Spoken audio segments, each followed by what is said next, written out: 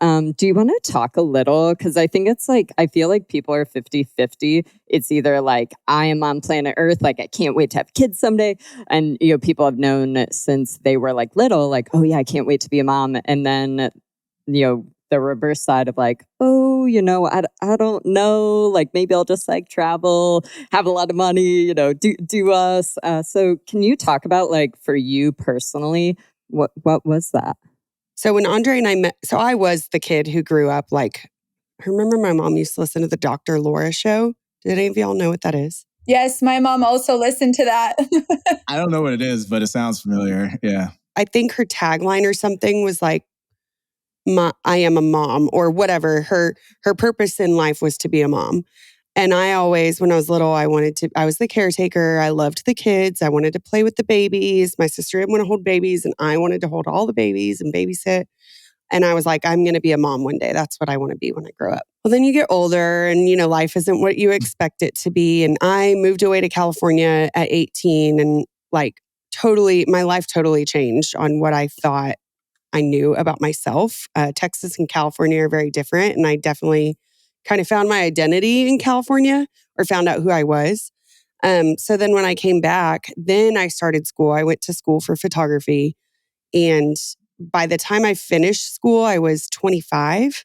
So my life was really just starting at that point. And so when Andre and I met and I started, we got more serious and we got married and I was running the gym.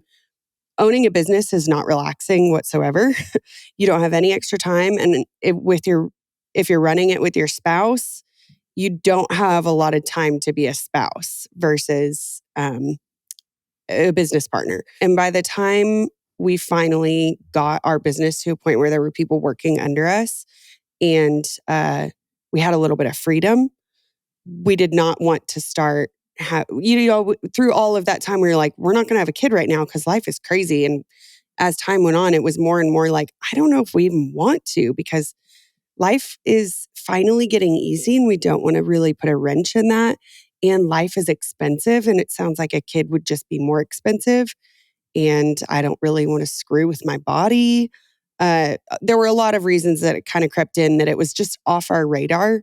So then we got pregnant very unexpectedly and were devastated, which is not really really something that you want to advertise, that you're not happy that you're pregnant, especially nowadays when people are very public about their struggles getting pregnant. And I didn't know what that was like, A, so I couldn't relate.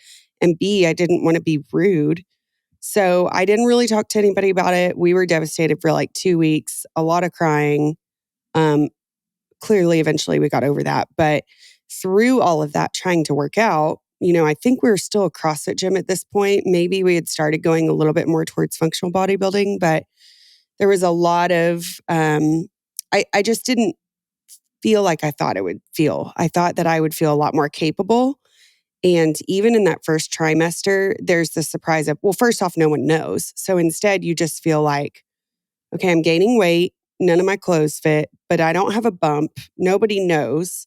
So I just felt terrible. I felt like I didn't know myself. I felt like I was losing track of my body, which for so long I had not total control over, but I mean, for the most part, I knew if I didn't like what I saw in the mirror on the scale, I knew how to go a direction to change that. I did not like pregnancy for that reason. Just felt really out of control. And once I had Crew, of course, everything changed. Like we fell in love with him. I had a emergency C-section 6 weeks early. So that was a whole nother ball game of, just feeling out of control and didn't expect a C-section, didn't have a clue what that recovery would be like. But once you meet your kid, you love him. But then there was postpartum. The COVID shutdown happened when he was 4 months old. So a lot of isolation there with a newborn. And just all of it was very mentally trying for me. All of that is better now. It was not fun, which wasn't really the common thing to talk about, at least back then. Yeah. I just want to say thank you for sharing that, actually, because I don't think a lot of people share things like that. And that's a real thing. Like I've, heard from a lot of people like they get pregnant and it's like not what they actually wanted. And they go through these emotions. And I think it's good that people share that. So thank you for sharing that. Yeah, you're welcome. I remember I recorded a video just talking to the camera within the first week of finding out. And I wanted so badly to post it after the fact because no one knew. And I can't find it anywhere. I know it was good, but it was just total honesty and rambling about it. So I'm going to have to go back and look again. Betsy, what was Andre's feelings? Like, obviously you talked a little bit about yours. Did he ever want to be a dad? So when we met, he did. He wanted to have kids. That was like a pretty early on discussion. We fell for each other pretty quickly. So like the serious talks came up fast.